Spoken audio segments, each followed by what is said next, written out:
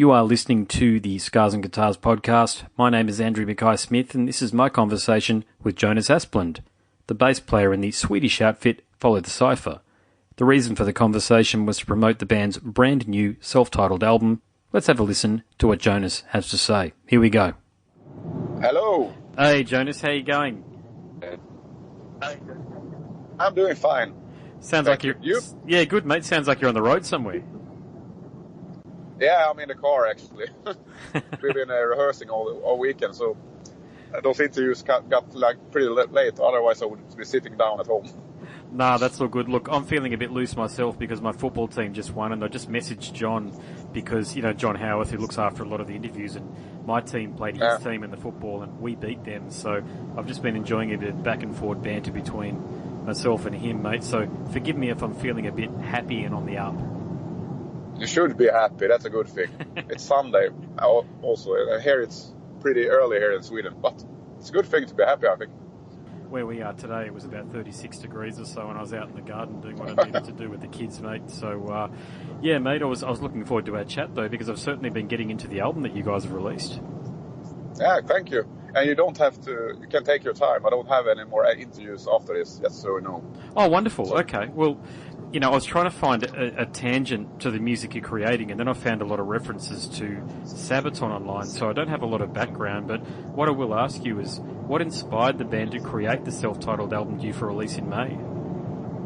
The band actually started as a solo project by Ken Kängström.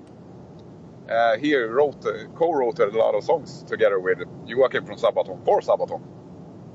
And right. he really wanted to do his own thing instead of being in the background helping other people write music.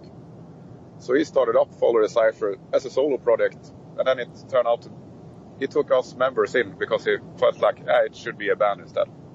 That's the background.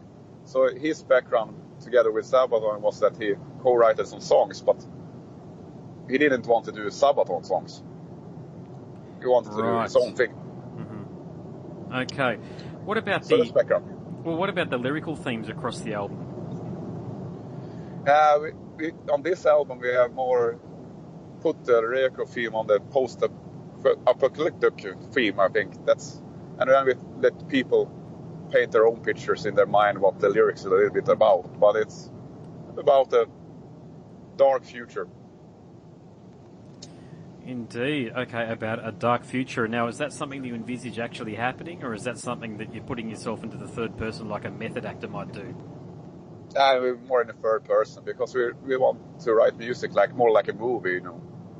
You get that feeling that the sound should be more like a Hollywood movie.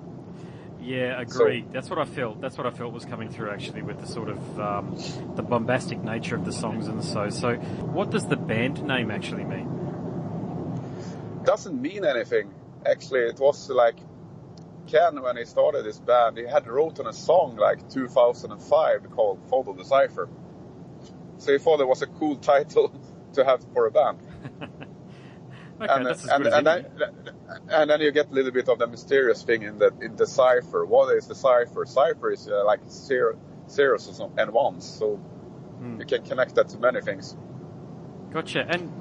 And where did you guys find Linda? Was she somebody who was already playing in another band, or was she somebody that rehearsed for other bands and then you went, hang on a sec, here we go, this is somebody that we need to pick up? No, she actually was the only member in the band that auditioned for the band. Because Ken was looking for singers for his solo project. So she was the first person who got into the band. He tried a lot of different persons, but when she went into the room, he was like, okay, you got the job. It took him 2 minutes. And I understand why, because she's a phenomenal vocalist. I never heard anything like it. And I've been playing music for a long time. Yeah, she's certainly a very good front woman for what you guys are trying to do. It's a very good match-up between the music that's been written and the lyrics, and also the way that she's presenting things on stage. I mean, it's not that far away from what Elisa's doing in Arch Enemy. No, exactly. But different vocal style then. So yeah. But that's the thing, and the rest of the members was friends of Ken. So she was the only person who actually auditioned for Follow The Cipher. Well, there you go. Let's talk about your bass playing, because I'm also a bass player, and apart from writing for a lot of online publications, I host a podcast called Scars and Guitars, where I focus on a musician's performance. So can you tell me about what got you into playing the bass guitar? It was a long time ago. It was like 23 years ago, I think. And I actually had some friends who had started a band, and they needed a bass player. And I had a leather jacket and long hair, so they thought that you can be our bass player. So that's how I got into playing bass. You looked the part. I had the right look. So, and then I started playing, and I thought it was so fun, and I started practicing like 5 to 8 hours a day in the beginning. And I got stuck on the bass, and then I go over to playing guitar, and I thought, guitar is boring. Bass is my instrument, so yes, that's the story. How I got into it. So are you guys from Sweden? Is that correct? Yes, we are from Sweden. Do you manage to cross paths with Christopher Johnson from Thorian very often? No. Oh, the only reason I ask it is because I thought you might have been one of those players in the Swedish scene that had played with Christopher, and I only had a chat to Christopher about 3-4 months ago or so, and I really admire Christopher's work, and that's the only reason that I asked that question. Okay. No, I come across a lot of musicians all the time. Almost every musician here in Sweden has some connection, I think. It's a small country, but... Yeah, a bit like here in Australia, yeah. We help each other also. So what sort of gear are you using these days? What sort of bass guitar is your weapon of choice, so to speak?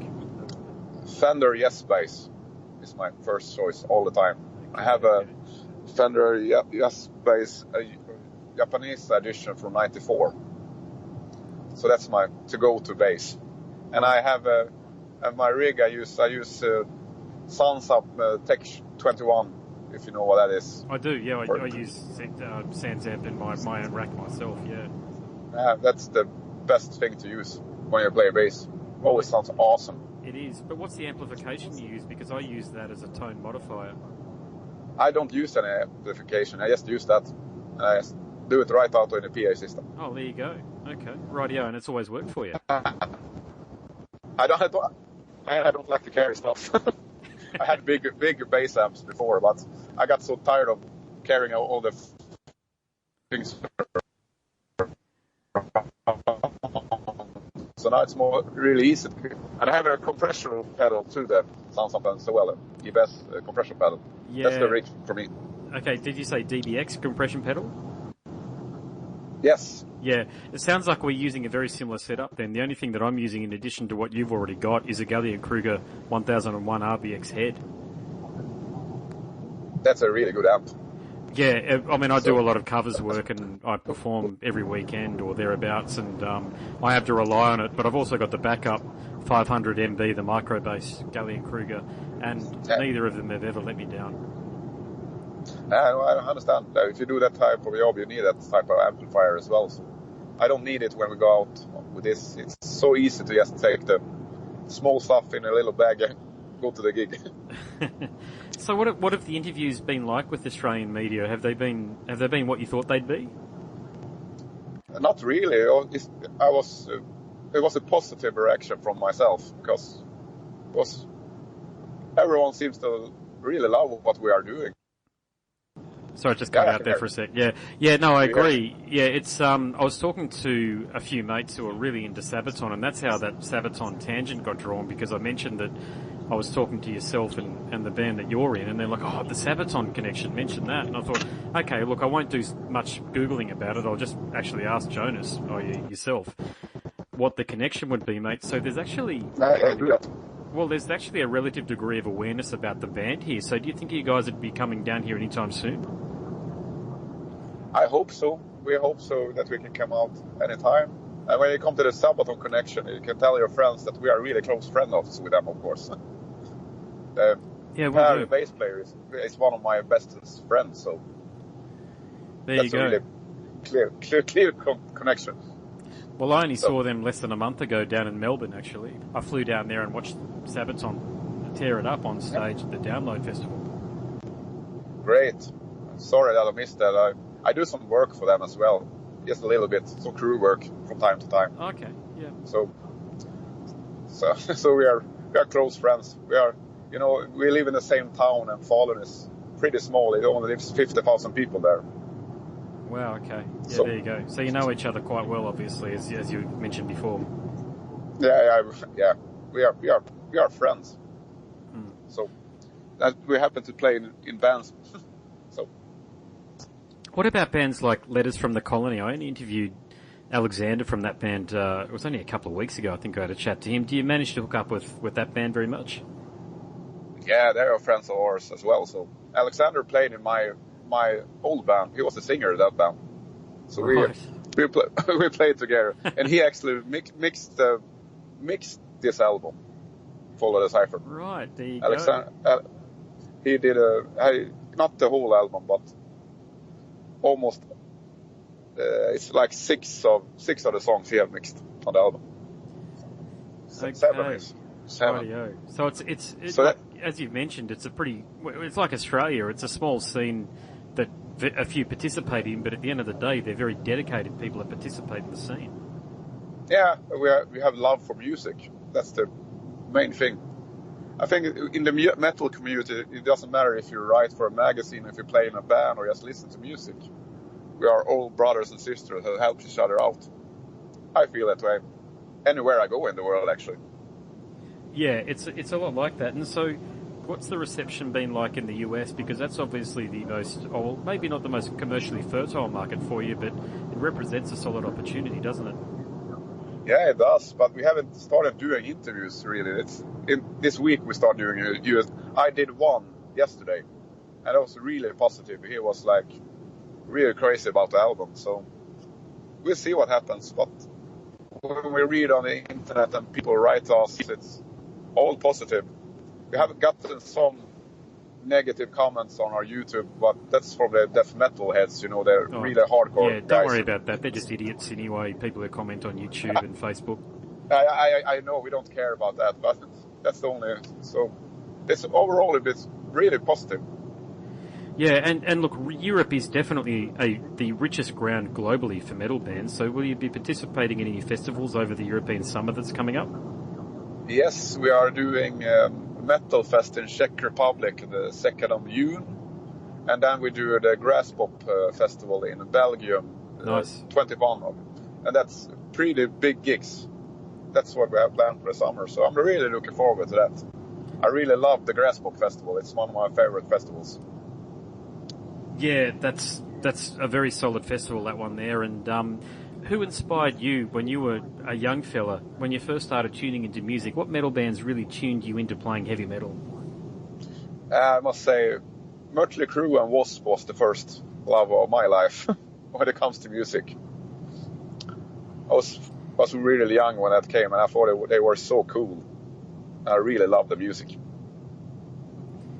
Right, yeah. And what about the extreme music scene? I mean, there's bands like Dissection and the like that come from Sweden. Sorry, I think they're Swedish, aren't they, Dissection? I might be wrong, but yeah, they are from Sweden.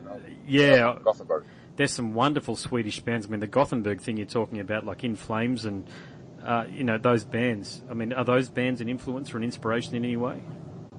Yeah, of course. Ken who writes the song has, Clayman. The Clayman album with In Flames is his favorite album.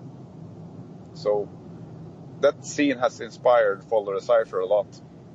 And for me as well, but when I started out young, it was the 80s metal. Then I got into the more harder stuff because I grew up when those bands came, like Dissection and At the Gates and everything. Yeah.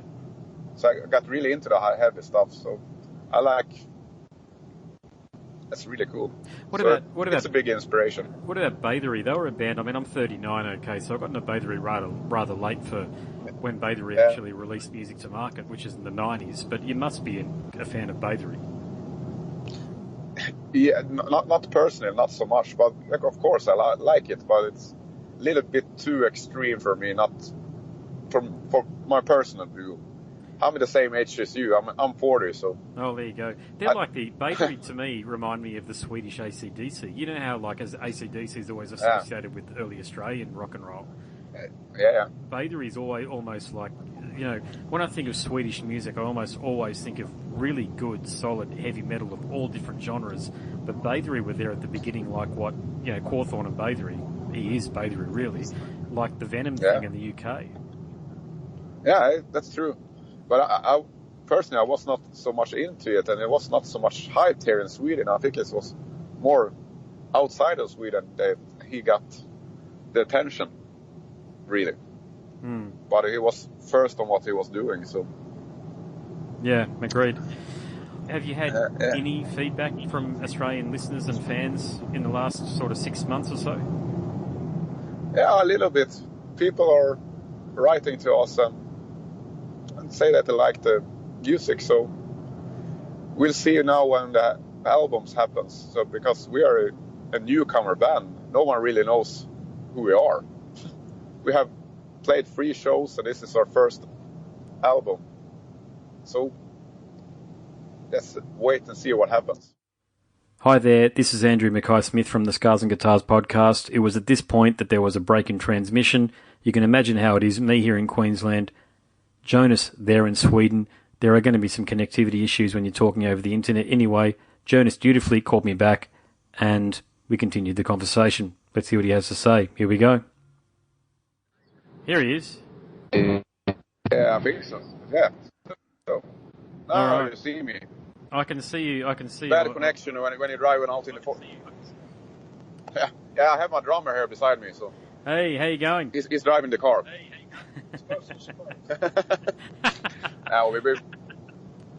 He's the driver. We have all the equipment. We've been rehearsing all weekend. So. All right, I'll do it so they can probably see me. There you go. So I got my football jersey on and everything. There you go. Great. Great. But you see, we are in Sweden. You have a lot of snow, and we're out in the forest. So.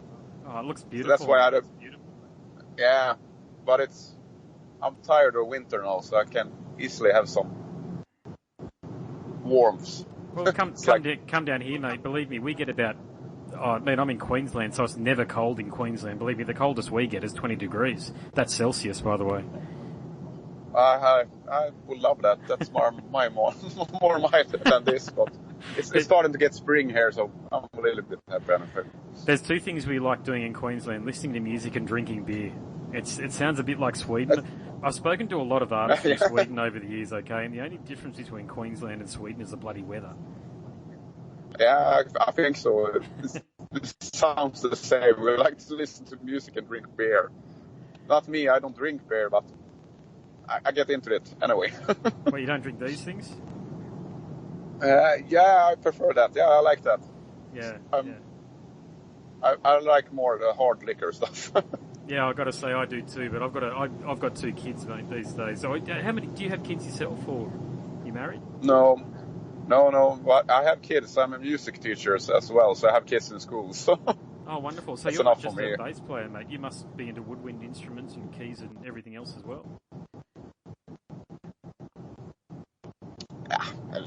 Yeah, but I like the classics.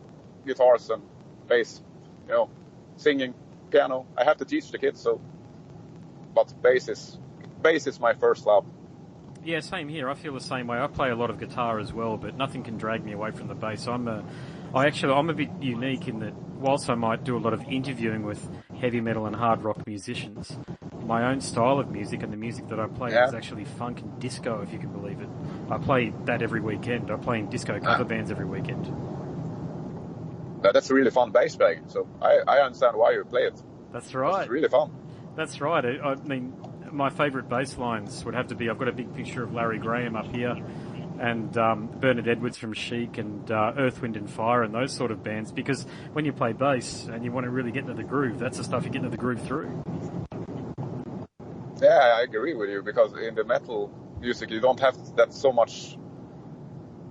It's also not so much air to get around with the bass. You need to be a solid foundation there. I love playing that type of stuff that you're playing. So it's rare that I get an opportunity to talk to a bass player in a heavy metal band. How do you keep yourself interested and involved? And I'm talking about on stage. So when you're playing on stage and you're playing, E to A and then the occasional F and then to G, that sort of thing, how do you keep yourself interested, or do you throw the occasional octave in just to keep yourself involved? I do that all the time. You know, and in this band, it's so tuned down. You know, the E string is tuned down to like A. Oh my God. A. Oh wow. So I have a 4 string, so I use the 5th strings on it. So my highest is really thick string. So, but I keep myself interested in more in the performance when I'm on stage. That's why I have a pirate hat on me. Okay, there you go. Yeah. See, I played in a lot of rock and roll cover bands over the years, and one of the things I did was I switched to 5 string, because when I was playing in 4 string, like I could hear myself, but as soon as I switched to 5 string, I found that I could hear myself a lot more because it's going right underneath the music. So, have you ever thought about doing that? Yeah, but that's what I'm doing. That's why I have so much tuned down. I have like a 5th string, but I only use 4. I take away the lowest. Oh, okay, sorry. String. Okay, I get you. Yeah, all right. No worries. Yeah, all right. So I have that tuning. I tune in like A. I have it. It's actually drop A as well. So. Oh my God! So what's that down to? Like high F? Oh no, high G. F sharp. Sorry. Yeah. No, it is F, isn't it? True. Holy shit! That's so low, dude. It's F. Yeah, I know. But I need to do this for this music, because on the record we actually tune it down. The lowest is in G. G. Yeah. So that's even lower. But I can't play that live. So I use other tones when I play live compared to the album. Holy shit. Yeah, okay, fair enough. And I mean, it's got to be a challenge though, isn't it, to sort of keep like string tension to where it needs to be at before you start sliding off the nut, that sort of thing, or do you not find that's an issue? I think it's an issue all the time. So it's pretty hard. But it's a challenge for me to play in this band. It was a challenge. It's pretty different for me because it's really technical, you know, to keep on those tones. Because I'm used to playing more straightforward music than in our sound we have a lot of the yent thing, you know, rhythmical stuff. For sure, yeah, the Meshuggah thing, yeah. And that was a challenge for me. So that was fun with this band. So. And the Meshuggah thing, we are tuned down one tune lower than Meshuggah, so that's just sick. When we play that's why the music is so heavy, and I like that way because it's more hard. Yeah, well, you actually play the lowest tuning that I've ever spoken to a musician playing. So there you go. I've never spoken to anybody that's played F and below. So you guys are doing it, and I've spoken to well over 200. Musicians and artists at this point, including the guys Steve Tucker and Morbid Angel, and I thought they might have been the lowest tuning, but you are. and we play this poppy metal stuff. Well, I suppose it's a way of playing. Like, I mean, I'm not that schooled, okay, but I have an educated background.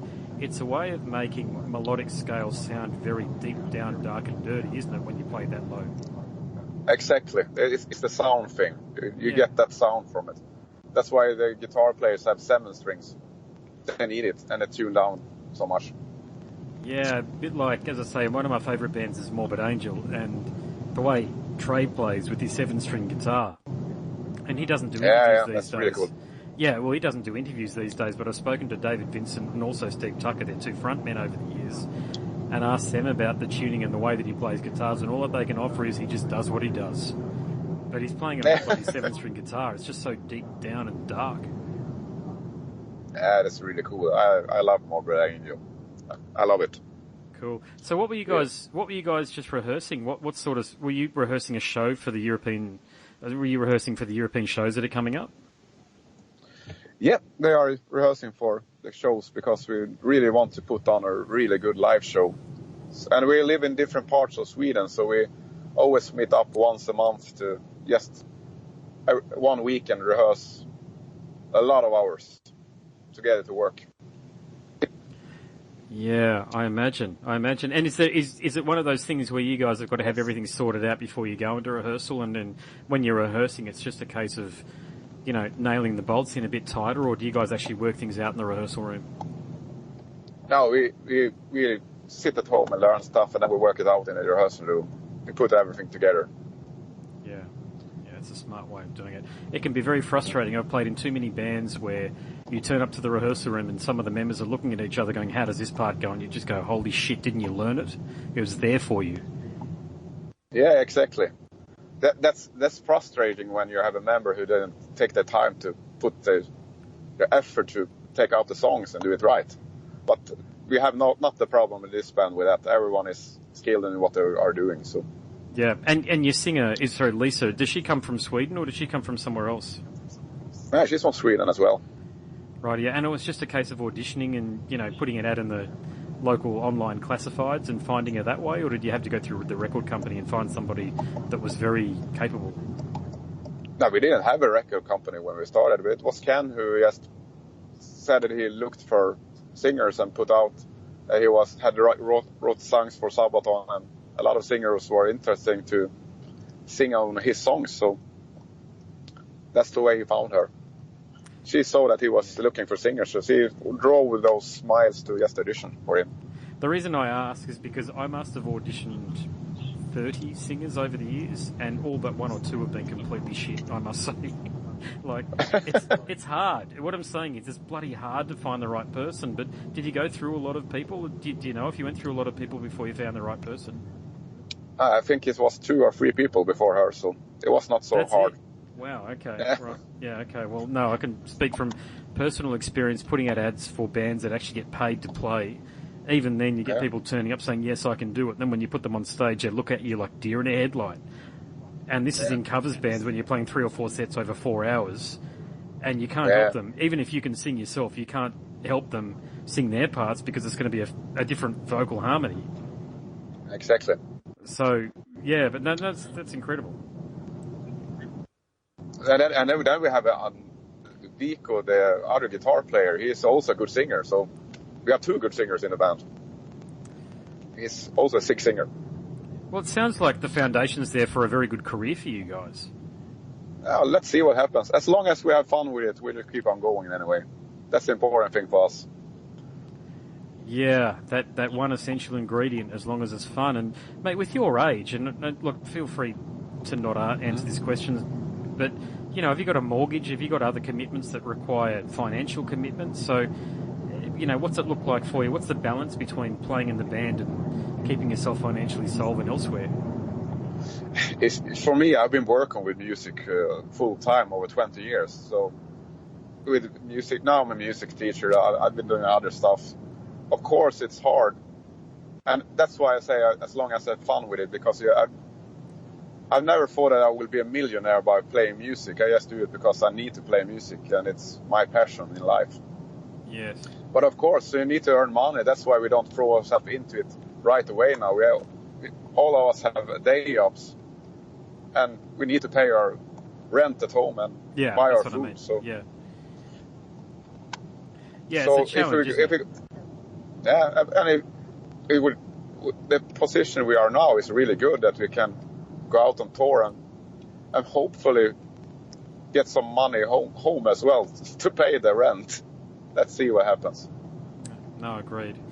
All right, mate. Look, I'll leave you to it. I really appreciate you calling me back after the break in service there. I really enjoyed this conversation. So the final thing I'll say is, are you okay if I release this as a edition of my podcast episode, because it's been very insightful? Yeah, do that. You're welcome to do that. Wonderful. All right, well, I really hope we can catch up when you come down to Australia and have a beer with you. That would be great. We can talk some more bass playing. Absolutely, I'd like that. All right. Take care. Thank you, brother. No worries. Cheers. Bye. You are listening to the Scars and Guitars podcast. My name is Andrew Mackay-Smith, and that was my conversation with the bass player from the band Follow The Cipher, Jonas Asplind. Thank you so much for listening.